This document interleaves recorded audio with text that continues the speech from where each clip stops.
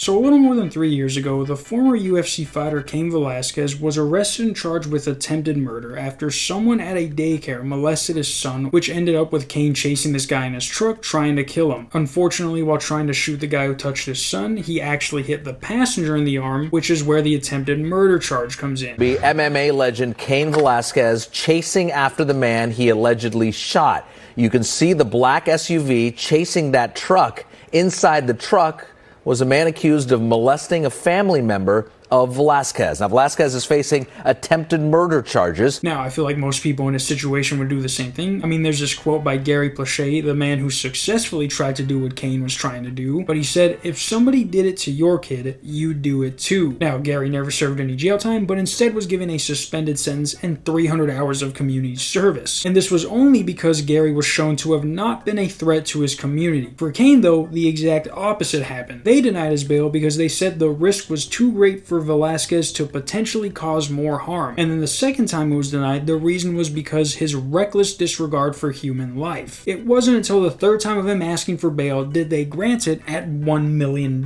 He then spent the next 3 years on house arrest, competing in some wrestling events, when yesterday a judge sentenced him to 5 years in jail and 4 years of supervised probation. And during that time, a bunch of former and current UFC fighters wrote letters in support of Velasquez. Even Dana White showed his support, but nothing. I'm happy for him and his family to finally be back together. Cain Velasquez is a good man. He's a good person. And I'm hoping that the judge that looks at this case says, you know what?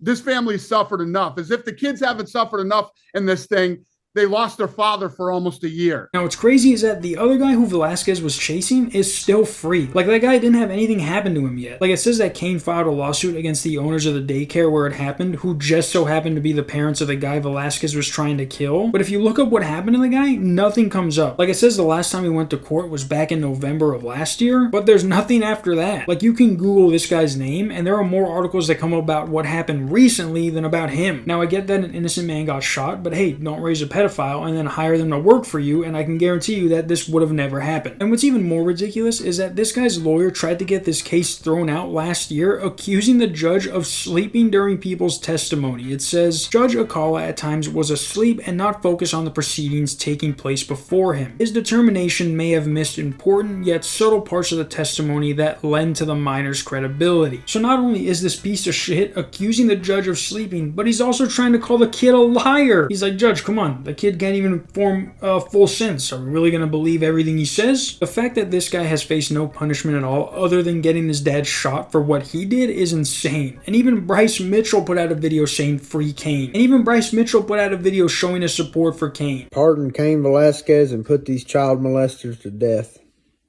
That's what I would do.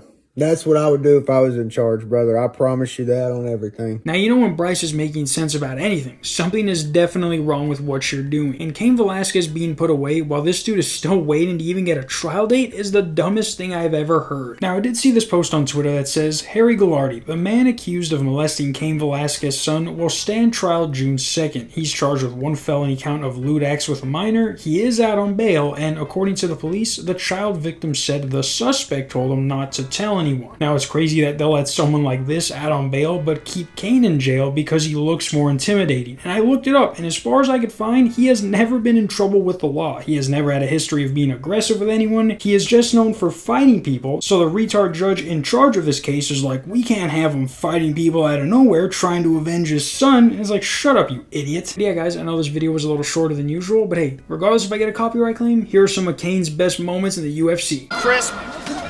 Oh, look at that combo. Caught him with a big right hand. And another good leg strike. Caught him again with a combination. 15 seconds. That's it. It is all over. Oh, he's got the arm pin. Damn.